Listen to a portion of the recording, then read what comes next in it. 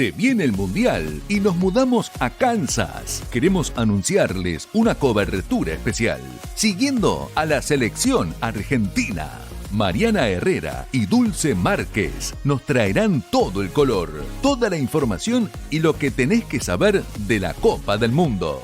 Directamente desde Estados Unidos, en una gran producción de Radio 21, AM 1120. Tucumán con todo, por América Tucumán. Y Primer Plano por Canal 10 Tucumán. Porque este Mundial lo jugamos juntos. Viví la cobertura junto a nosotros desde Tucumán al Mundial.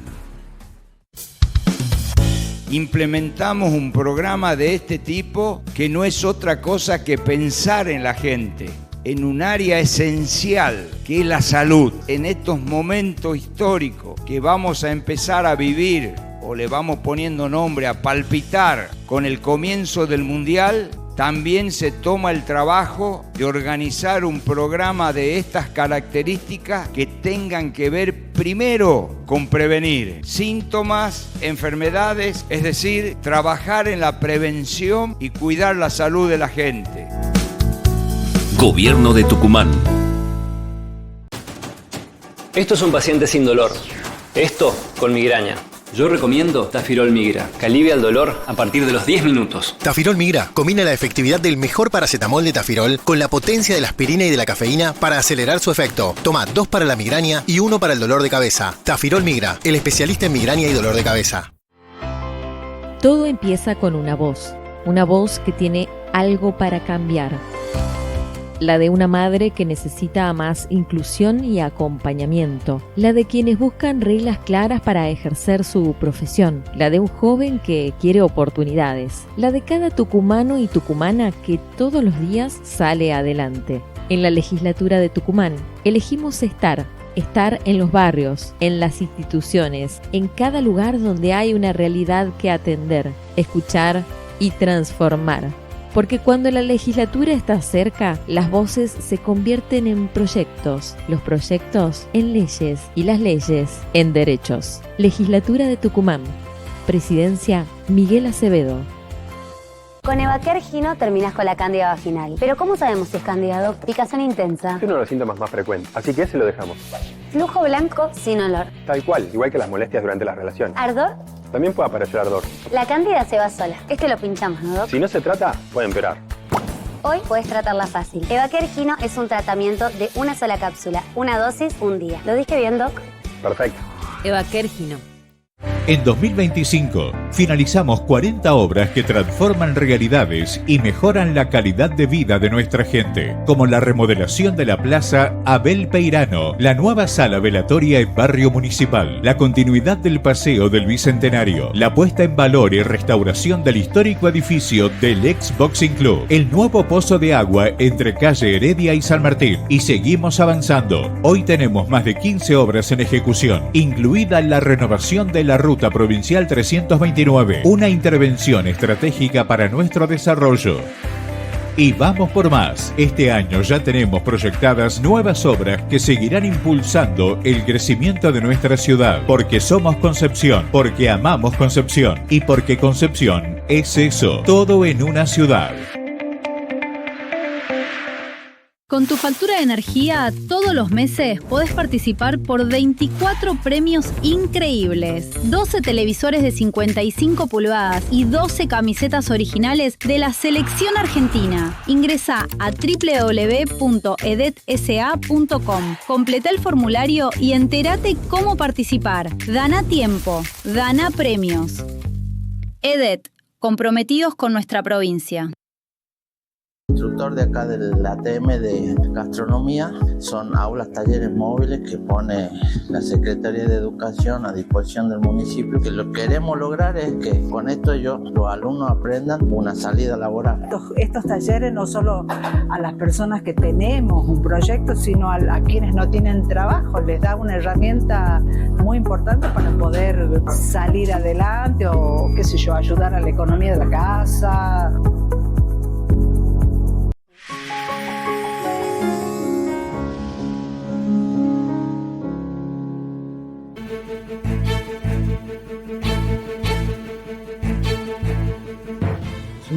buenas tardes. En unos minutos nos comunicamos con Estados Unidos. Vamos primero a Nueva York y posteriormente el informe de Kansas. En unos minutos, ¿qué tal? ¿Cómo te va? ¿Qué tal? Buenas tardes. ¿Cómo te va? Hola Germán, buenas tardes. Bueno, tenemos dos prestigiosas visitas. ¿Cómo le va, doctora? ¿Cómo le va? Buenas tardes. Bien. Gracias por la invitación. Doctora, ¿cómo le va? ¿Qué tal, Germán? Gracias. Bueno, pregunta. Bueno, doctora, ¿cómo le va? Sé que vino a Tucumán y que estuvo recorriendo varios lugares, entre ellos el Colegio de Abogados, la Cámara Federal de Apelaciones también, que visitó varias autoridades también que tienen que ver con los tribunales federales. ¿Cómo ve usted en ese sentido a Tucumán? Bueno, estuve también en la Corte de la provincia. La verdad que tengo que decir que el edificio de la Corte es uno de los más bellos que vi en todo el país. Es una corte bellísima y la tienen impecable, además está recién recicladita, divina. En cuanto a la justicia federal de Tucumán, tenemos un mapa de varias vacantes que se está trabajando para cubrirlas. El juzgado federal número 1, el juzgado electoral, es una terna que tiene el Poder Ejecutivo, el Ministerio de Justicia, para decidir finalmente qué pliego manda al Senado. Todavía no ha mandado ese pliego al Senado. Sí ha mandado los dos pliegos para cubrir dos vacantes en lo que es el Tribunal Oral Federal, pero todavía queda además una tercera vacante en ese tribunal que está tramitando en el Consejo de la Magistratura Nacional. Y luego está el Juzgado Federal 2, que es un concurso que está tramitando bajo mi órbita, lo tengo para tratamiento de impugnaciones y que deberíamos apurarlo y sacarlo lo antes posible, por supuesto. Y bueno, ese es más o menos el panorama. Lo otro que les comentaba es que en esta última sesión donde se aprobaron estos 72 pliegos, finalmente, ¿no?, que estábamos en la órbita del 40% de vacantes en todo el país, también se aprobó, tuvo media sanción, un proyecto de ley que lo que busca es dividir a la Cámara Federal de Tucumán, que es una cámara muy antigua, integrada por 5 miembros. Es la Cámara de Tucumán junto con la de Bahía Blanca son las dos únicas cámaras que tienen esta figura de tribunales de 5.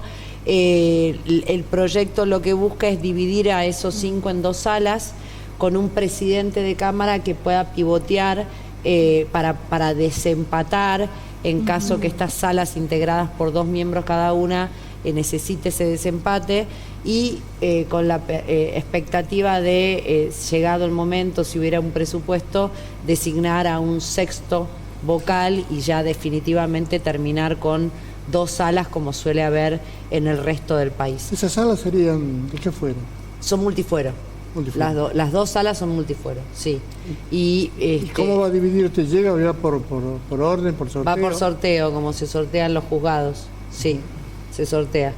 ¿Usted cree que eso en cuánto tiempo puede funcionar? Y le falta que tenga acuerdo en diputados, hay que ver si eso sucede o no. O sea, todavía lo que tenemos es un proyecto con media sanción, habrá que ver si se logra ese acuerdo en diputados.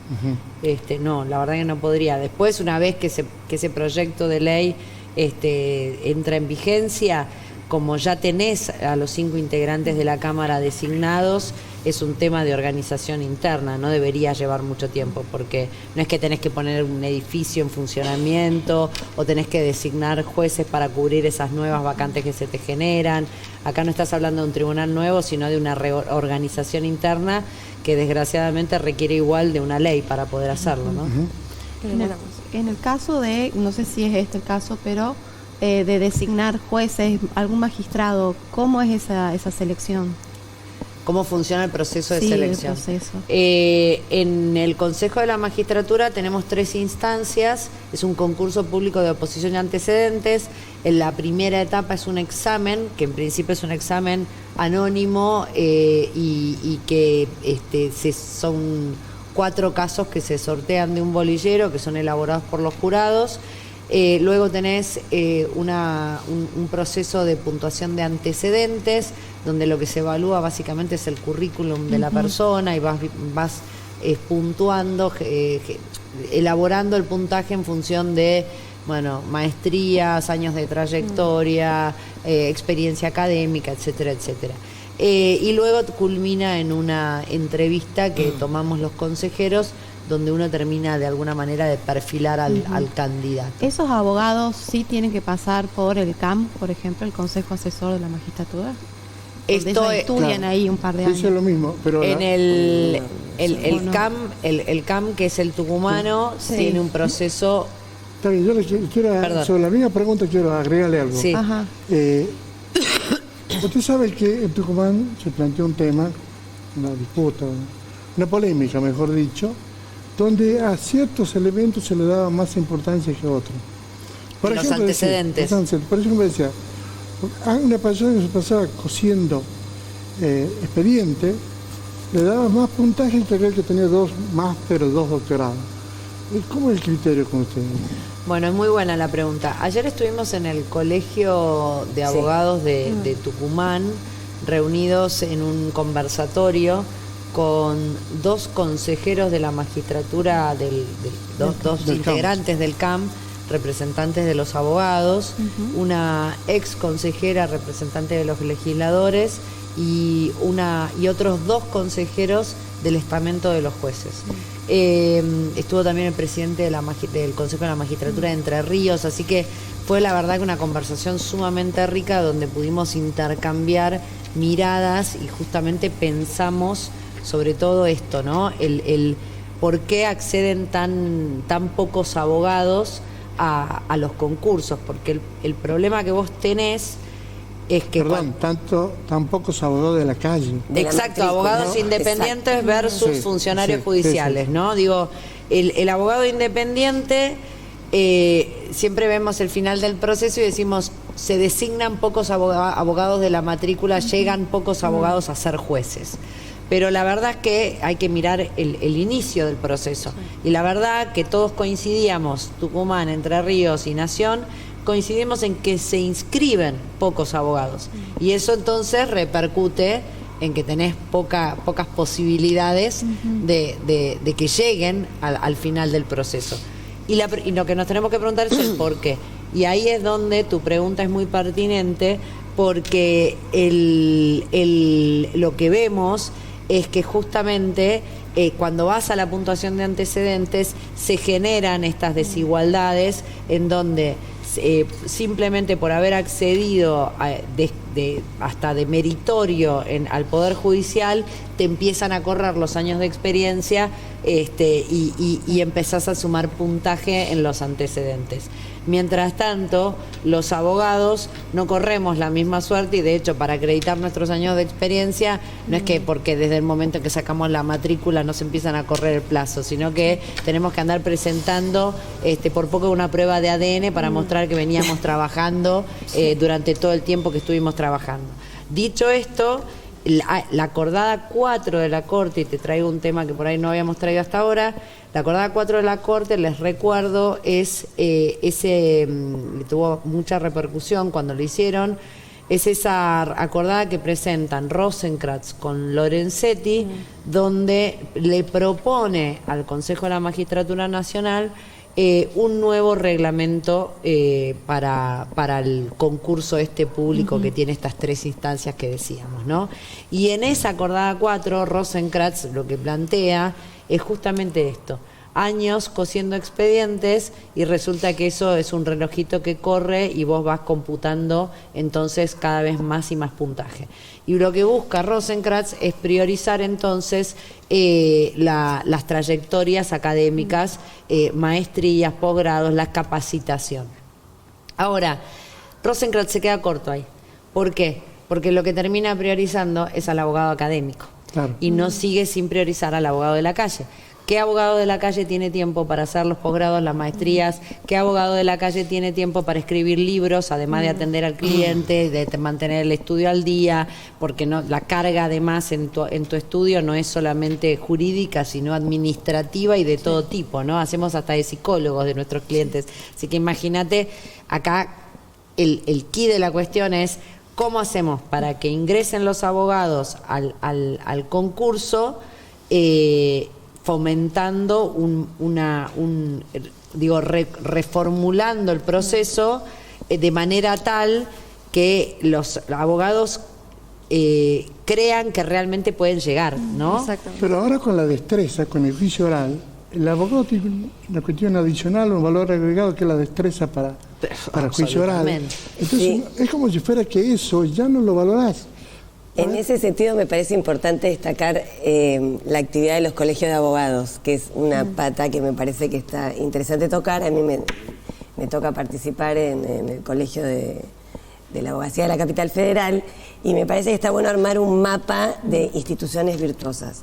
Jimena representa a los abogados en el Consejo de la Magistratura y los colegios de abogados representan a los abogados y tienen que ser un paraguas donde el abogado pueda volver a reivindicarse como una figura muy importante del proceso de justicia, que es complejísimo. Y me encanta escucharte hablar bien de los abogados. El abogado es el primero que tiene acceso a la justicia. O sea, el ciudadano llega con un problema y él lo convierte en una demanda jurídica. No podemos seguir desprestigiando esa profesión. Entonces, por eso es tan importante que los colegios se comprometan en poner en valor al abogado, que tengamos representantes como Jimena en el Consejo de la Magistratura, que hagan valer la importancia del abogado como efector de justicia. Porque la sociedad está descreída de la justicia. El abogado tiene la obligación como ciudadano de contribuir a que la justicia mejore en ese sentido y deje de estar la sociedad tan desconsolada respecto a la justicia. Tomando también esta cuestión de lo que recién mencionabas de la justicia, leí un artículo donde explicabas, ya yéndome a la órbita de los jueces procesados que siguen firmando sentencia. Había un caso particular, también hablabas de cuánto demora el apartamiento de ese juez cuando recién se formaliza la acusación por un juicio de enjuiciamiento. O sea, ¿cómo es ese tema?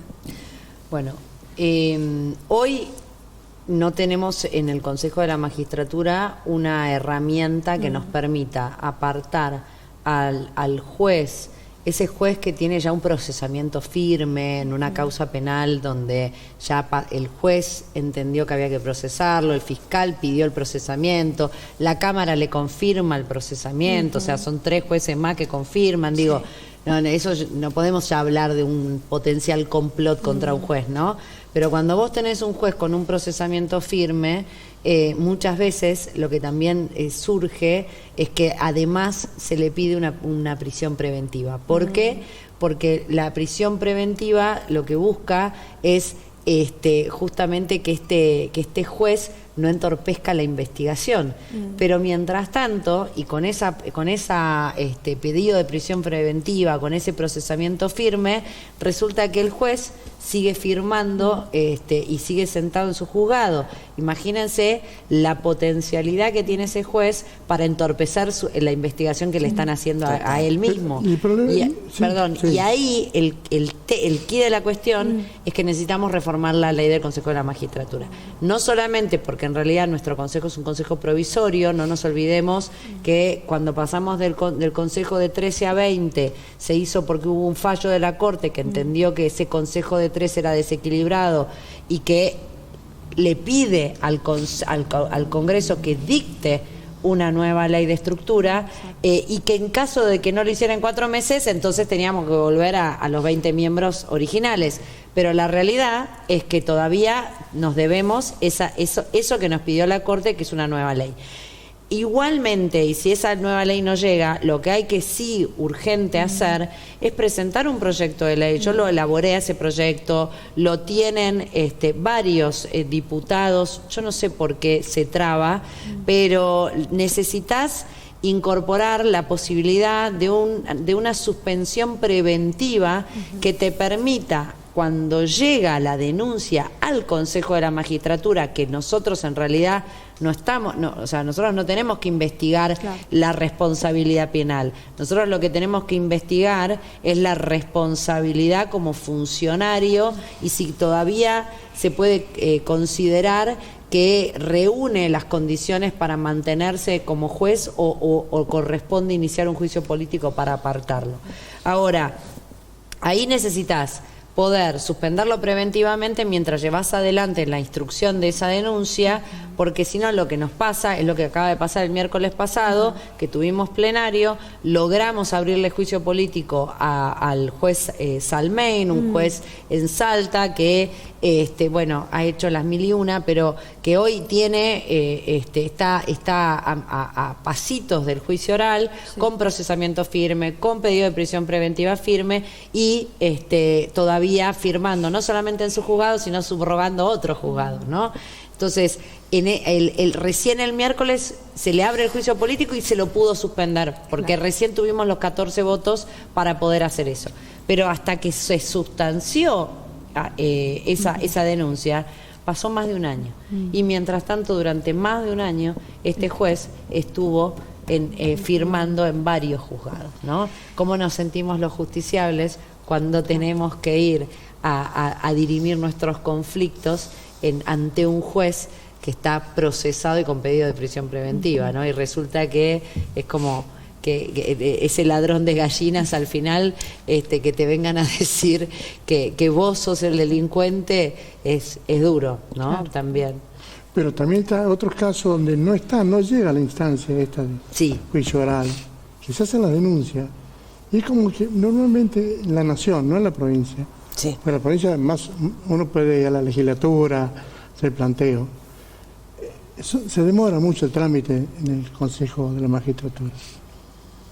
O al menos no se los ve, se los ve en el tiempo. Bueno, la visibilidad también, ¿no? Es importante. O sea, este espacio, más que agradecimiento, porque la sociedad no tiene en la mira instituciones como el Consejo de la Magistratura.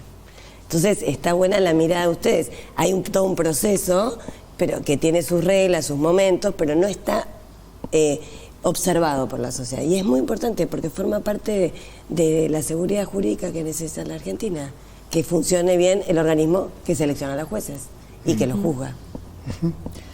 Ahí en los plazos, sumando a lo que dice Silvia, hay un proceso como corresponde, que respeta el debido proceso, ¿no? Porque vos también tenés que garantizar que esta persona denunciada tenga un debido derecho de defensa, que se produzcan todas las pruebas que tengan que producirse. Lleva tiempo, así como lleva tiempo una causa penal, lleva tiempo una denuncia ante el Consejo de la Magistratura. También lo que tenemos es un cúmulo muy grande de denuncias que no son tal. ¿Por qué? Porque primero hay un montón de denuncias que en realidad las tenés que desestimar porque no rinden no reúnen las condiciones de una denuncia. Hay mucho enojo en la sociedad, entonces la gente descarga como puede en el Consejo de la Magistratura y llegan cosas de lo más variopintas. Pero además también frente al enojo cuando una sentencia no te sale favorable, también muchos en ese enojo acuden al Consejo de la Magistratura en una denuncia, cuando en realidad si uno no está de acuerdo con el contenido de esa sentencia, lo que tiene que hacer es apelar. Entonces también hay que despejar la paja del trigo. Para que te des una idea, la Comisión de Disciplina que la preside César Grau, que es consejero representante también de la abogacía, ya se han desestimado arriba del 67% de las denuncias que teníamos acumuladas haciendo este trabajo. Y ahí es donde vos podés entonces enfocarte en las verdaderas denuncias y donde tenés que poner el ojo. Y ahí el ojo, por ejemplo, lo tenemos puesto en un juez determinado, que es el doctor Goyi, que es un juez que sistemáticamente declara inconstitucional la ley de honorarios de los abogados en esa actualización por UMA que se fija para proteger justamente de la inflación los honorarios de los abogados, y que sistemáticamente la Cámara le revoca esas sentencias. Ahí la discusión es muy grande porque los consejeros jueces te dicen, pero eso es contenido de sentencia. Y vos decís, no, pará, contenido de sentencia es cuando yo no estoy de acuerdo con una sentencia, voy y la apelo. Ahora, cuando vos ves que acá hay un patrón de conducta en donde la Cámara le revoca, las distintas salas le van revocando, lo mandan incluso a decir que no, que ni siquiera presenta argumentos suficientes como para declarar una inconstitucionalidad, y así todo sigue insistiendo, lo único que genera es un retardo en el cobro de los honorarios, perjudicando algo tan importante como es un derecho alimentario. Exacto. Que es ¿Y nunca llegó a la Corte esto? Esto no se presenta en la Corte porque esto es un tema disciplinario. Esto tiene que venir al Consejo de la Magistratura. Cuando falla contra el abogado y va a la Cámara y la Cámara... Cuando la Cámara se lo revoca, él termina allanándose y pagando. Entonces lo único que hace es demorar. Entonces ahí hay un patrón de conducta y eso es susceptible de ser sancionado. Para terminar, ¿cómo está la justicia en la República Argentina para usted, la federal? Bueno, tenés distintos, vamos a dividirlo en distintos órdenes. En primer lugar, con un nivel de vacancias infernal que hace que la justicia sea más lenta de lo que suele ser, vamos a decirlo. Porque cuando vos tenés un 40% de vacancias, entonces tenés un montón de jueces que están atendiendo más de un juzgado y eso obviamente te repercute en el servicio de justicia. Es indefectible. En segundo lugar, tenés un problema tecnológico. Porque la justicia es lenta, porque la realidad es que le falta ayornar esa justicia federal a las nuevas tecnologías que le podrían rápidamente permitir acelerar los procesos judiciales. Me refiero al uso de inteligencia artificial de manera adecuada, con estándares éticos, donde vos automatizás procesos que son de mero trámite y donde vos ahí podés agilizar muchísimo y acortar muchísimo los plazos judiciales. Ahí la justicia federal está atrasada y cuando vos te comparás con justicias provinciales, las provincias nos están enseñando muchísimo a los jueces federales, lo cual debería ser a la inversa, ¿no? Uno creería que la justicia federal debería ser el faro donde las justicias provinciales se miran y dicen yo quiero ser como ellos. Bueno, nos está pasando al revés. Ahí tenemos una deuda muy grande. Hay un desafío muy grande porque la realidad es que el 97% del presupuesto del Poder Judicial está destinado al pago de sueldos, recursos humanos, entonces con un 3% de inversión es realmente muy difícil mantener los juzgados, los edificios de los juzgados, los alquileres, las computadoras, todo lo que hace al funcionamiento, con lo cual para cuando querés invertir en innovación y tecnología el margen es cada vez más chiquitito y eso es un problema. Y después tenés en tercer lugar un problema que estamos viendo agravado, que es por qué estamos viendo tantos problemas con la disciplina y el comportamiento de nuestros jueces. Y ahí en esa tercera pata uno podría ver como un gran logro que desde que el Consejo de la Magistratura existe hemos tenido sustancialmente en 26 años de vigencia más juicios, hemos llevado adelante más juicios políticos y más destituciones que en todo el tiempo anterior, cuando no existía el jurado de enjuiciamiento y lo que teníamos eran los juicios políticos en Cámara de Diputados, ¿no? Entonces, estás hablando de 38, vamos por el número 40, el número 40, vamos por 40 juicios políticos que se han abierto en 26 años, cuando en los años anteriores, que estamos hablando de más de 100 años, han sido 20 y pico, ¿no? Pero, ahora, ¿eso es un logro? ¿O es un llamado de atención? Pero, vamos, antes lo decidía el que estaba de político de turno. El Congreso. El Congreso, sí. No, el presidente. Elegía la terna, elegía el pliego que quisiera. Si hiciera él un amigo, lo mandaba.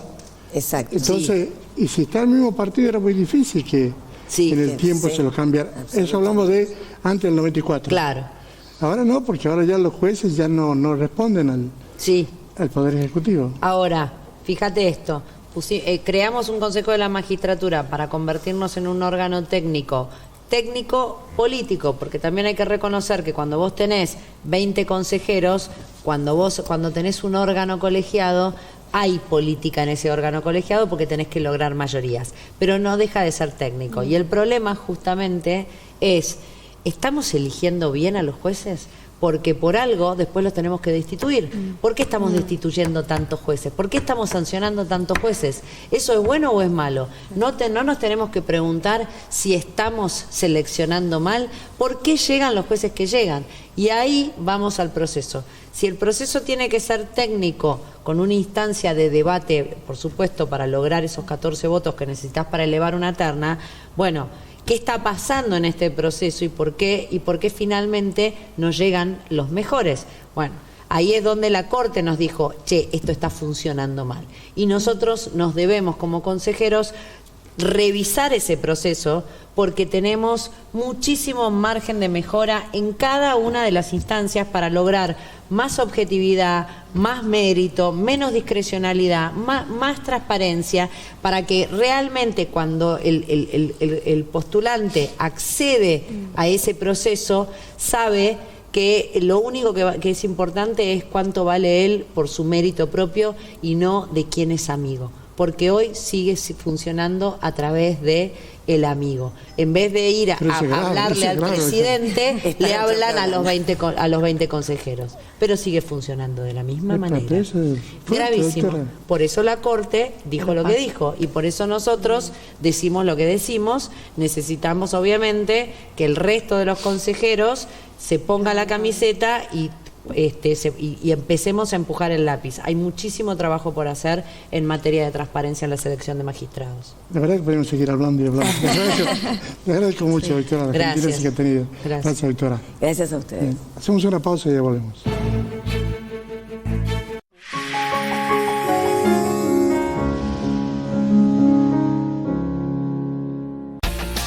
Llega la gran fiesta del fútbol y la pasión por ganar se comparte. Todas las tapitas Seco tienen premio. Sí, todas. Hay TV LED, miles de suscripciones a Mío para ver lo que quieras, cuando quieras y millones de premios. Carga tu código que sí o sí ganás.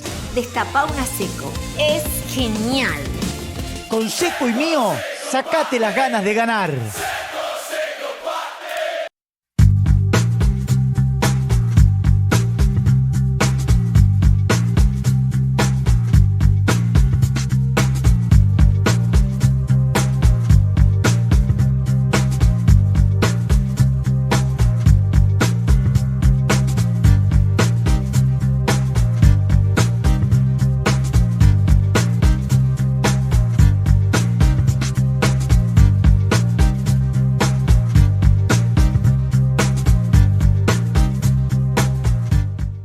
Hay cosas que no se olvidan, aunque pase el tiempo.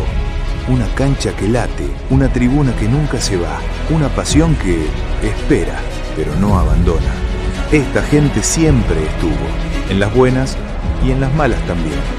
Soñando, aguantando, creyendo que se puede volver. Hoy ese camino vuelve a encontrarse, porque hay historias que no se cortan, solo hacen una pausa. Su crédito vuelve a estar, acompañando al club, acompañando a su gente. Su crédito, parte de esta historia.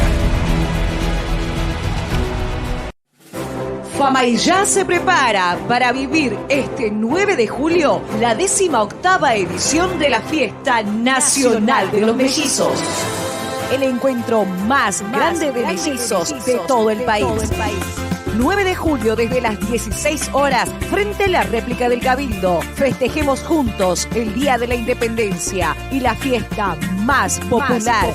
En la ciudad de Famaillá hay fiesta y hay emoción. Los mellizos están de fiesta, baila con el corazón. Mellizos, gemelos, trillizos, cuatrillizos, concursos con importantes premios, shows con espectáculo en vivo.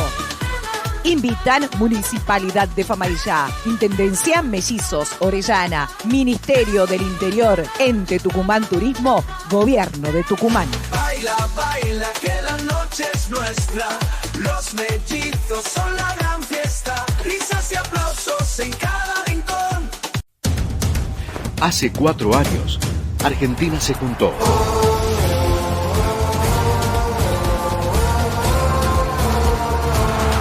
La selección nos emocionó, nos asustó y nos alegró. Y ahora vuelve. Argentina vuelve a jugar y Tucumán vuelve a juntarse. para volver a sentir lo que sentimos, para alentar como nunca. Desde la pantalla de siempre. A la selección la alentamos entre todos. Tucumán se junta por el 10.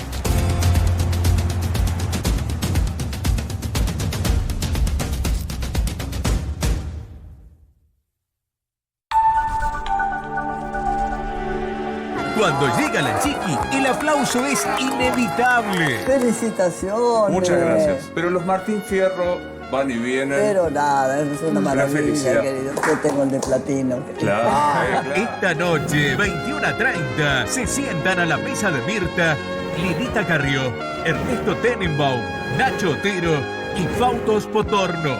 Consejo de amiga de toda la vida. Es un programón. Es un programón. La noche de Mirta. Esta noche, 21:30, por Canal 10.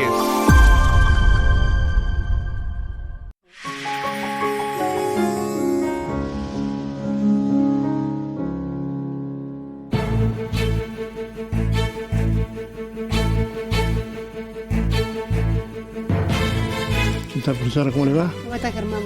Un segundo, me están dando indicaciones que ya estamos en comunicación con Estados Unidos. Nos vamos a Estados Unidos, que allí está Mariana Herrera junto a Dulce Márquez. Adelante, por favor. Buenas tardes, Germán, ¿cómo estás? Es así, ya estamos aquí en el aeropuerto John Kennedy en Nueva York para contarte y comenzar con esta cobertura mundialista que tenemos preparada para Primer Plano.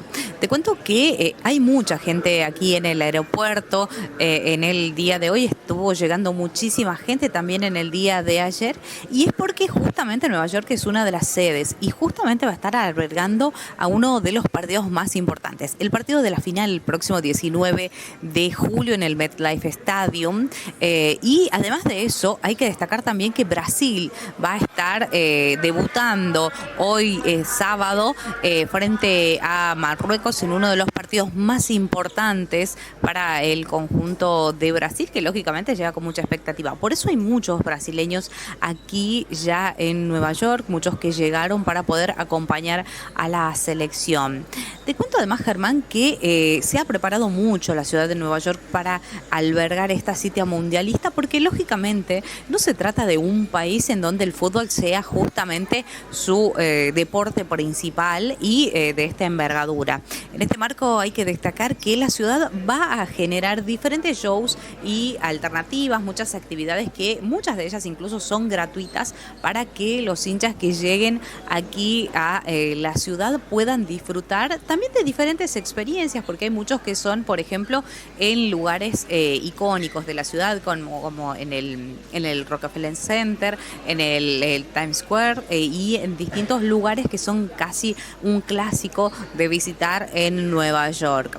En este marco también uno de los desafíos más importantes, sin lugar a dudas, es la seguridad para esta preparación que tuvo la ciudad de Nueva York debido a diferentes cuestiones. Por un lado, el tema migraciones y por otro lado también el tema de la situación internacional que atraviesa Estados Unidos, lo sabemos por el conflicto bélico en Medio Oriente. En ese marco es que hay alrededor de 400 agencias de seguridad que van a estar interviniendo en los diferentes operativos que se van a estar llevando adelante para custodiar, por un lado, los hinchas que lleguen al país, para custodiar y también cuidar también los hinchas que asistan a los partidos, quienes asistan a los FanFest en diferentes puntos que se van a organizar, y también todos los que participen en diferentes actividades culturales que propondrán desde la FIFA, lógicamente de manera mancomunada con las autoridades de Nueva York.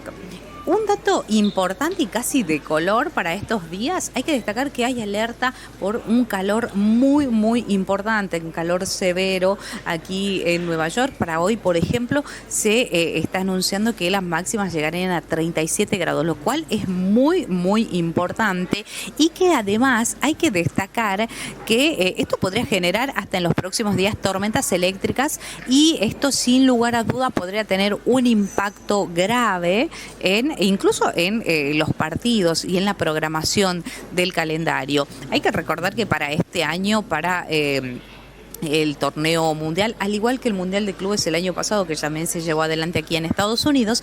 Hay que destacar que hay un protocolo especial en caso de tormentas, el cual, por ejemplo, hemos visto que se llevó adelante en algunos de los amistosos, y en este sentido hay que destacar que va a ser de la misma manera en los partidos del Mundial.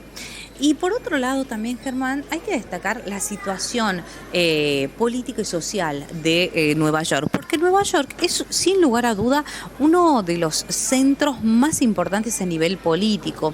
Este año hay que destacar que este mes, el 23 de junio, van a estar teniendo elecciones primarias. Y esto es muy importante, ya que hay que destacar que por un lado la organización política habla de un gobierno que está formado por, lógicamente, estatal, donde hay un gobernador y gobernadora en este caso, y van a tener elecciones a finales de este año. Y por el otro lado está también el alcalde, quien es Mamdani, y está muy enfrentado con el presidente Donald Trump, sobre todo destacando que son de partidos que están opuestos. Es decir, aquí Nueva York se ha caracterizado históricamente por ser un centro demócrata, mientras que el presidente en este caso es Donald Trump, y lógicamente pertenece al sector republicano.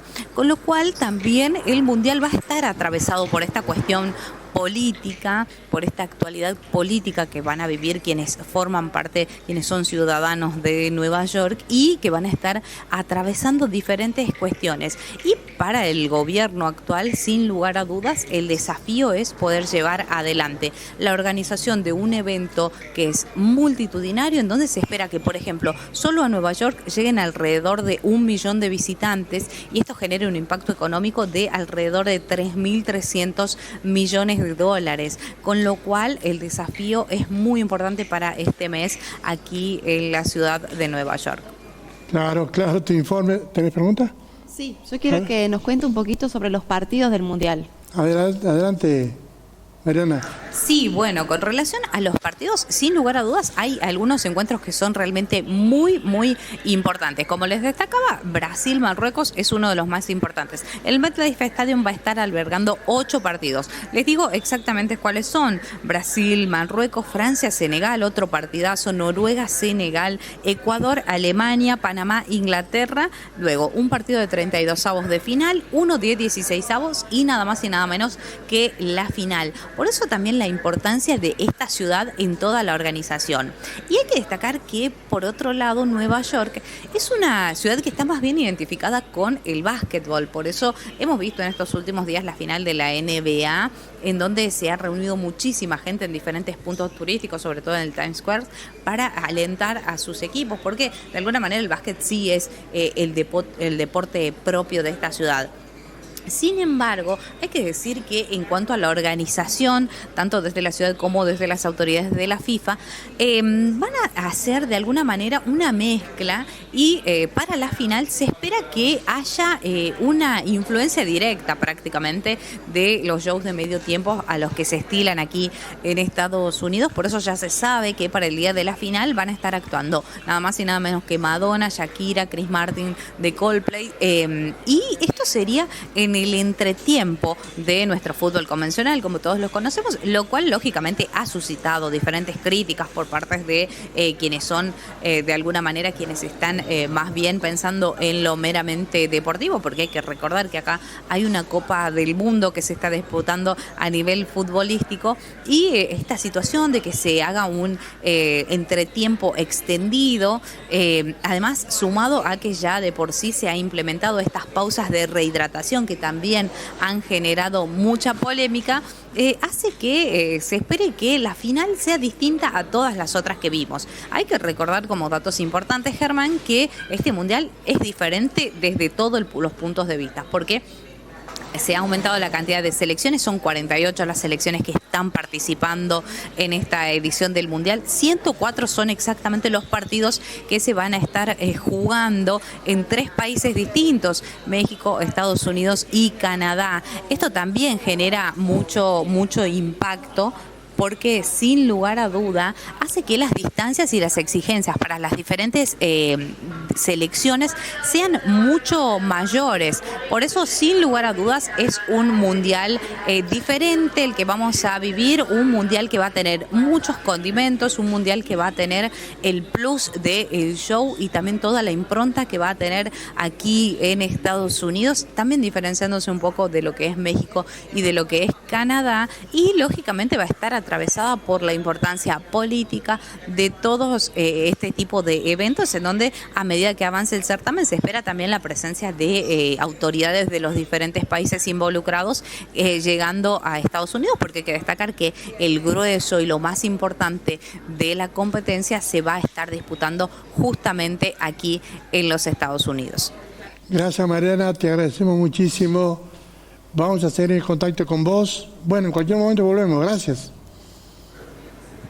Bueno, Germán, un saludo grande para todos. Aquí vamos a seguir trabajando con mi compañera Dulce Márquez en esta cobertura especial que vamos a tener para Primer Plano y para Radio 21 también. Así que vamos a seguir junto a ustedes en los próximos programas. Un saludo grande para todos. Gracias, muchísimas gracias. Fue desde Estados Unidos, Nueva York.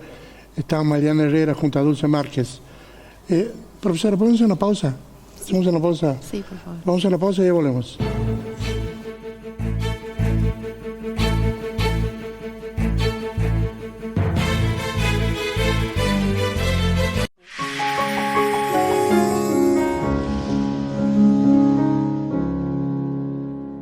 Legislador Alfredo Toscano, apoyando las manifestaciones deportivas y culturales de San Miguel de Tucumán.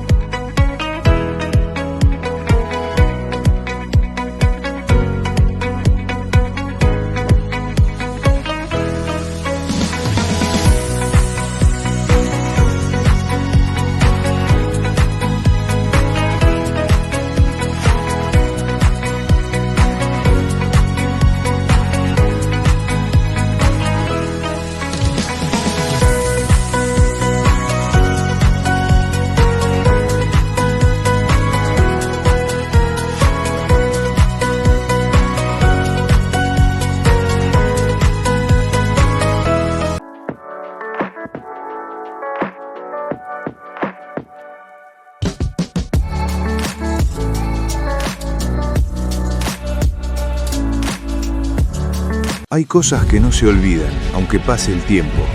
Una cancha que late, una tribuna que nunca se va, una pasión que espera, pero no abandona. Esta gente siempre estuvo, en las buenas y en las malas también.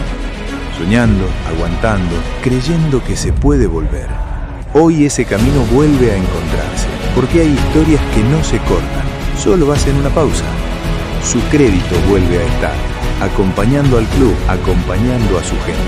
Su crédito, parte de esta historia.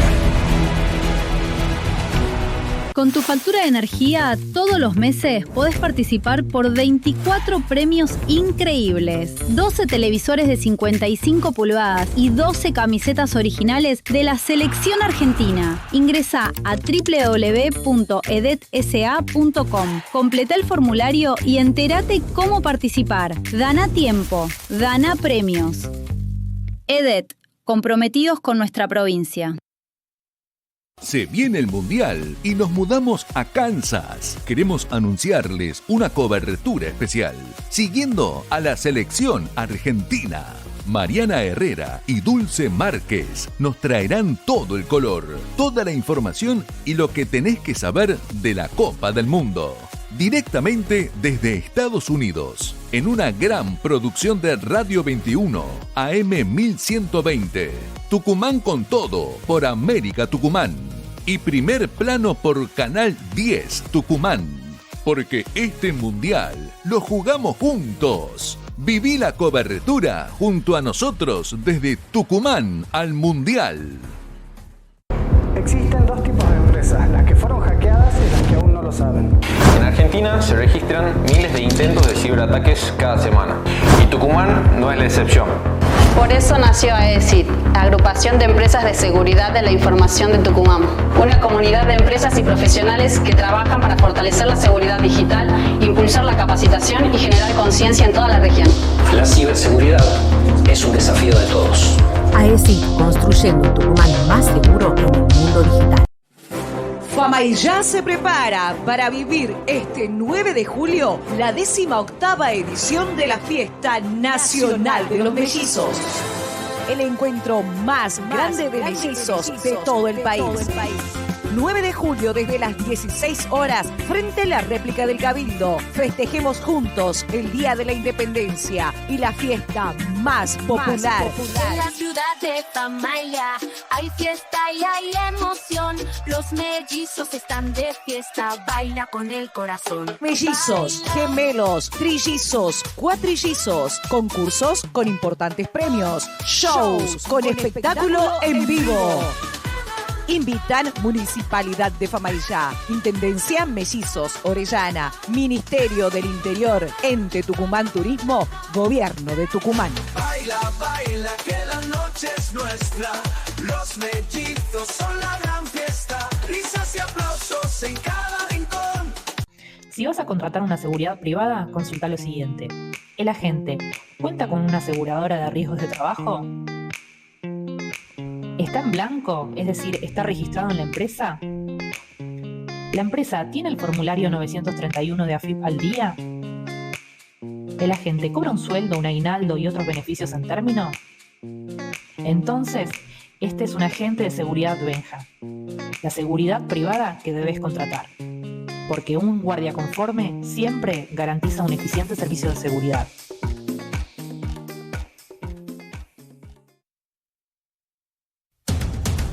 Hace 4 años, Argentina se juntó.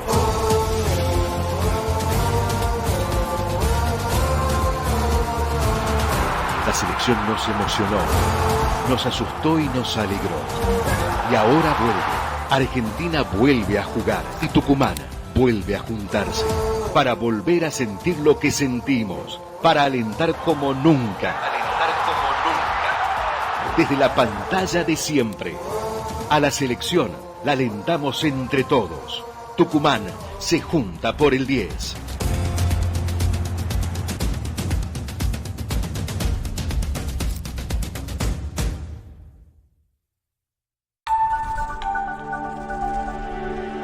Cuando llega la chiqui, el aplauso es inevitable. Felicitaciones. Muchas gracias. Pero los Martín Fierro van y vienen. Pero nada, es una maravilla, querido. Yo tengo el de platino. Claro. Esta noche, 21:30, se sientan a la mesa de Mirta Lidita Carrió, Ernesto Tenenbaum, Nacho Otero y Fautos Potorno. Consejo de amiga de toda la vida. Es un programón. Es un programón. La noche de Mirta. Esta noche, 21:30, por Canal 10.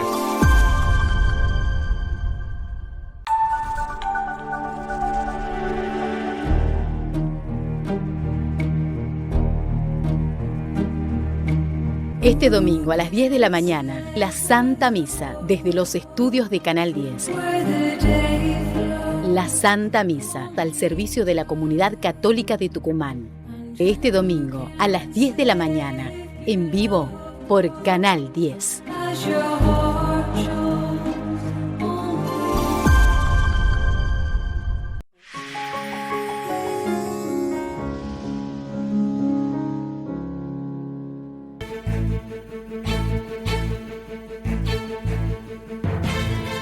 ¿Qué tal? ¿Cómo le va? ¿Cómo está, Germán? Buenas tardes. Bueno, mucha actividad en la Semana del Medio Ambiente. Sí, bastantes actividades, con muchas noticias, novedades muy interesantes con respecto a todo lo que tiene que ver con el cuidado del ambiente. Bien. Bueno, gracias. Hola Marinés, ¿cómo estás? ¿Cómo estás, Sol? Bueno, fuiste reconocida por la legislatura de Tucumán. Contanos a qué se debe ese honor. Bueno, el miércoles pasado, me entregaron un reconocimiento. Agradezco a la Comisión de Medio Ambiente de la legislatura de Tucumán. En realidad es por la trayectoria.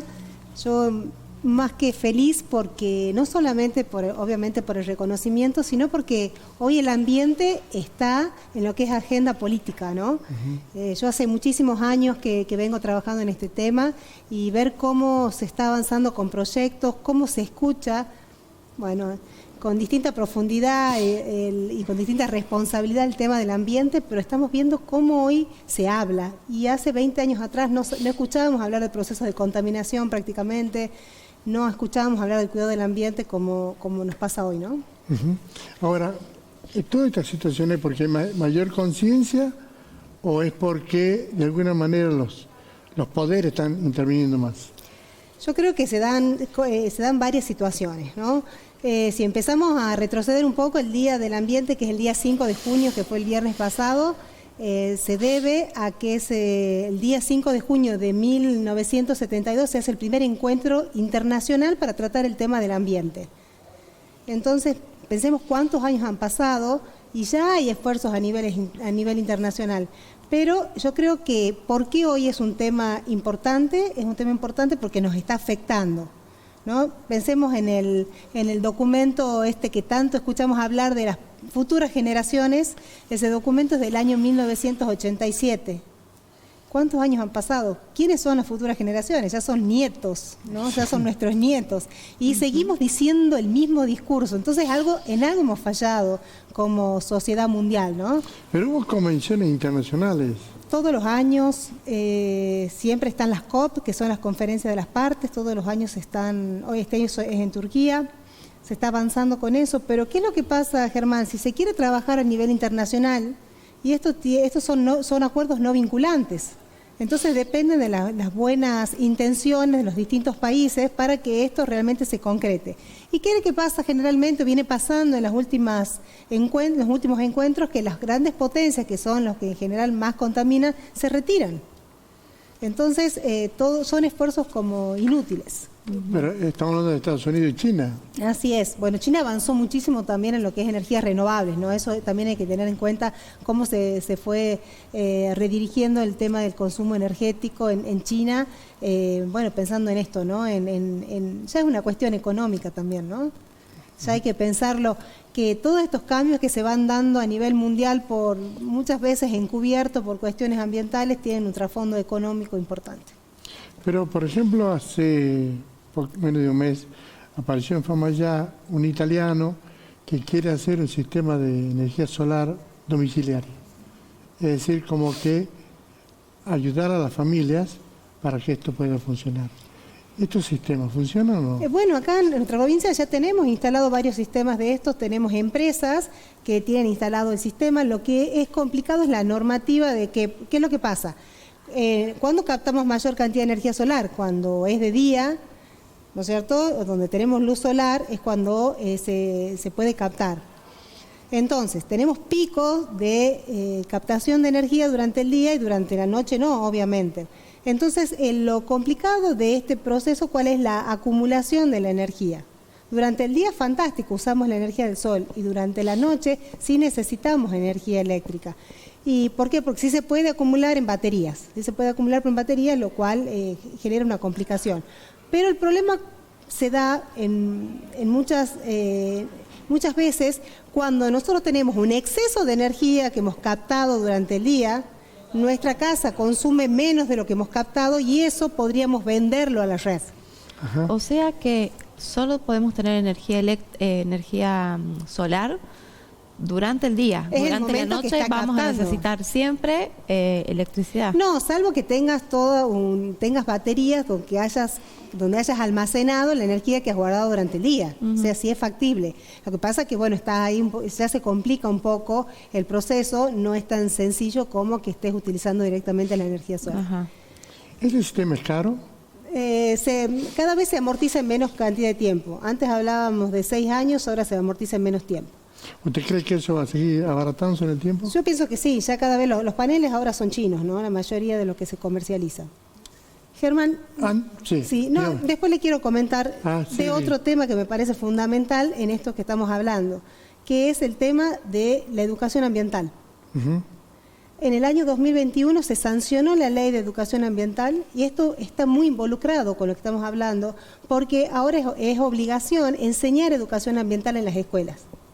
Entonces, todos estos temas de que estamos hablando ahora, sabemos que los alumnos van a tener ese conocimiento también para poder pensar en implementar hasta otro tipo de energía en sus hogares. Entonces, esto que nos parece tan lejano, quizás en un futuro muy, muy cercano ya se puede implementar.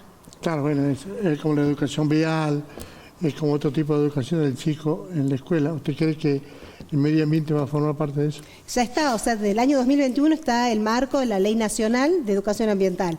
La semana del Ambiente, la legislatura de Tucumán se adhirió a esta ley nacional, lo que está previendo que va a haber una mayor participación tanto del Estado, ¿no es cierto?, asegurando esta educación ambiental, y también tiene una participación muy importante en lo que son las ONG, en todo lo que es la educación ambiental a nivel nacional y obviamente a nivel provincial, ¿no? Así que esperamos que se generen cambios. ¿Tiene alguna pregunta más? No, ninguna más. Bueno, gracias, profesora. Gracias por venir. Germán. Gracias. Muchas gracias. Gracias por venir. Señores, es todo por hoy. Nos encontramos la semana que viene. Gracias.